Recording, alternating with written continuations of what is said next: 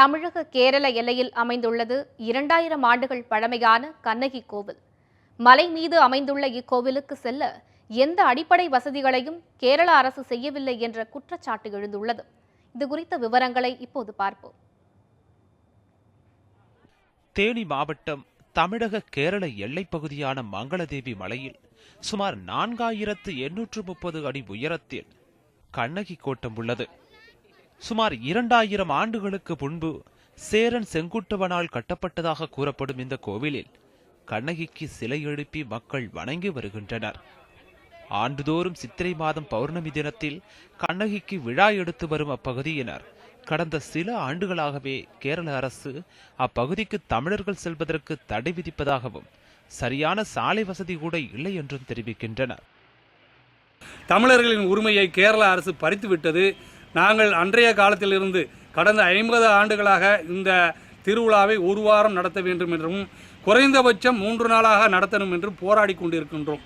பல்வேறு தமிழக பகுதியில் இருக்கின்ற தன்னார்வலர்களும் மெய்யன்பர்களும் எங்களுக்கு பலவிதமான உதவிகளை வழங்கி கொண்டிருந்தாலும் தமிழகத்தின் உரிமையை நிலைநாட்டுவதற்காக இன்றைய தினம் இந்த மங்களதேவி கண்ணகி அறக்கட்டளையானது போராடி கொண்டு செயல்பட்டு கொண்டிருக்கின்றது.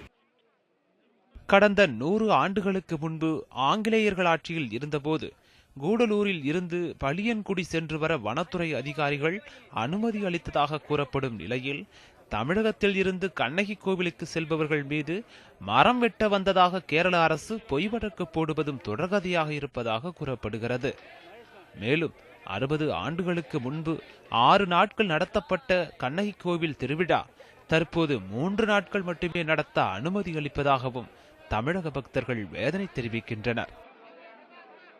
கோயிலை இப்படியே விட்டுவிட்டால் இன்னும் சீரழிந்து போகும் என்ற காரணத்தினால தொல்லியல் துறைக்கு நாங்கள் எடுத்து சொன்னோம். மத்திய தொல்லியல் துறைக்கு அந்த தொல்லியல் துறையினர் இப்பொழுது பார்த்து குறிப்புகள் எல்லாம் எடுத்து சென்றிருக்கிறார்கள்.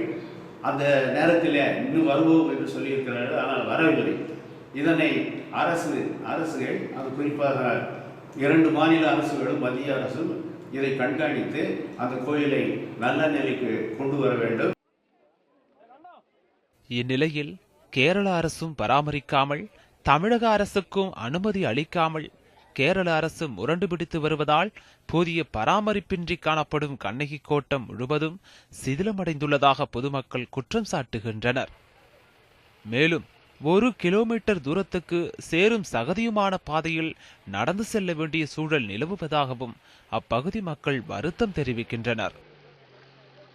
4 வீல் டிரைவிங் ஜீப் மட்டும்தான் போகணும்னா 9 மணி நேரத்தில் இந்த 4 வீல் டிரைவிங்கில் 1 லட்சம் பேர் எப்படி போய் திரும்பி வர முடியும்?